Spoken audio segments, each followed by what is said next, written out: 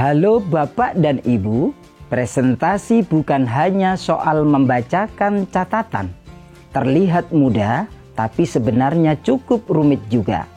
Bapak dan Ibu pasti pernah merasa menyampaikan presentasi yang kurang menarik dan membosankan. Yuk, kita pelajari bersama bagaimana menyusun presentasi yang menarik agar dapat menarik perhatian audiens dari menit pertama presentasi.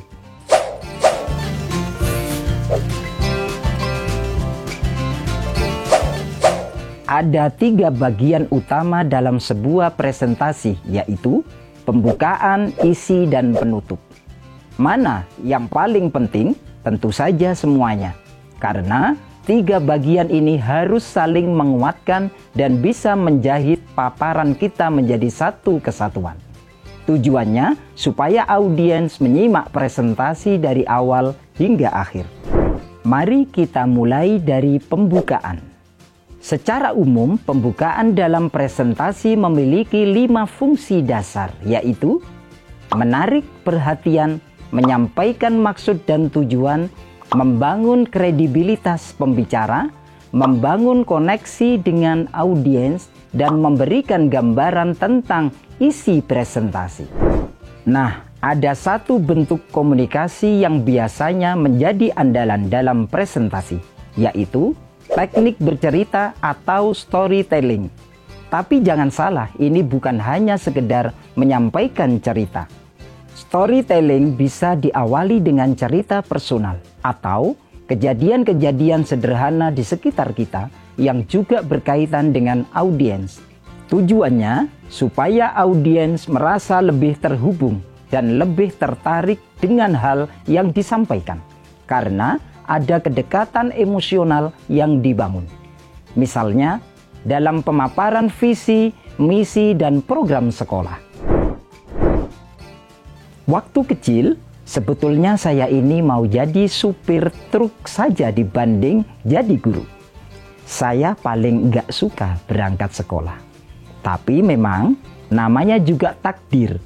Sampai usia sekarang, rupanya saya ditakdirkan untuk berangkat sekolah setiap hari. Kebayang nggak?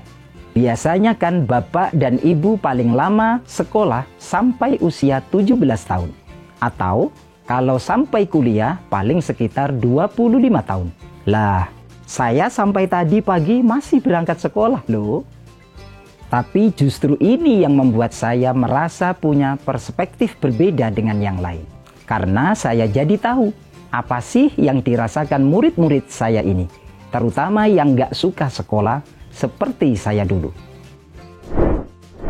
Nah, selanjutnya kita masuk ke pembahasan atau isi presentasi. Dalam menyusun presentasi, sebaiknya gunakan pola atau format tertentu agar Bapak dan Ibu tetap fokus pada gagasan-gagasan utama yang akan disampaikan. Terdapat beberapa format penyusunan gagasan dalam presentasi, di antaranya format masalah, penyebab, solusi, dan format perbandingan atau kontradiksi.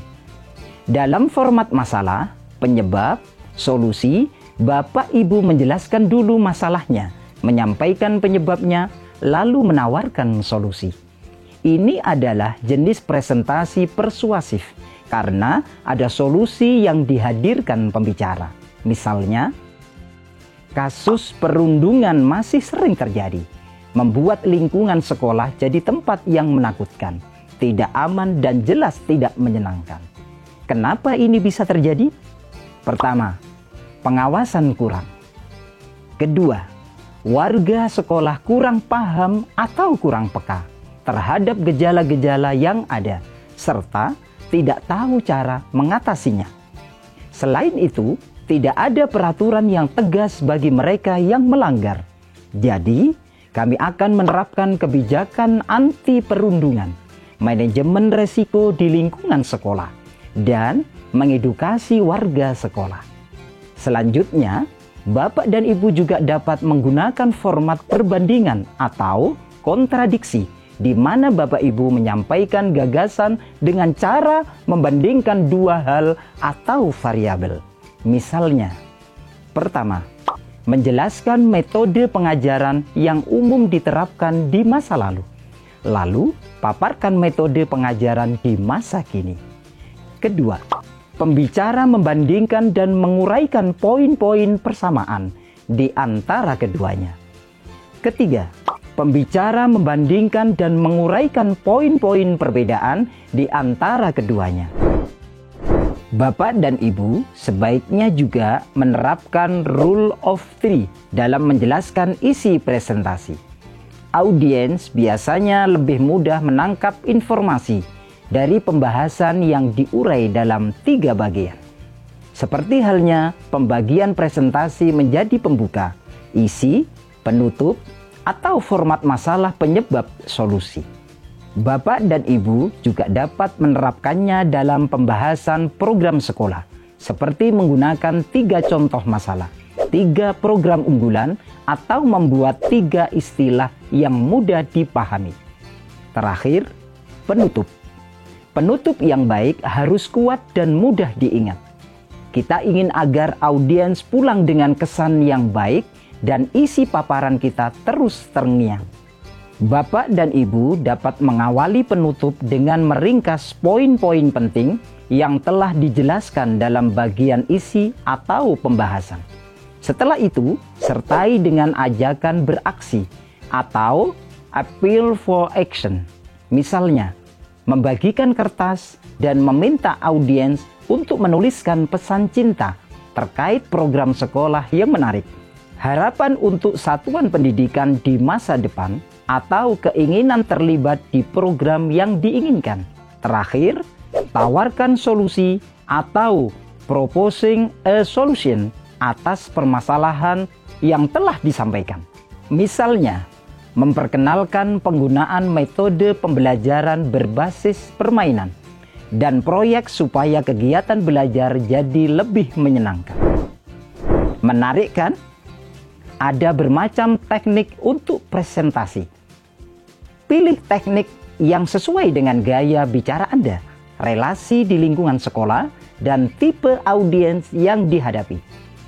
Setelah banyak berlatih, pasti Bapak Ibu akan menemukan teknik presentasi yang paling pas, unik, dan khas untuk Anda.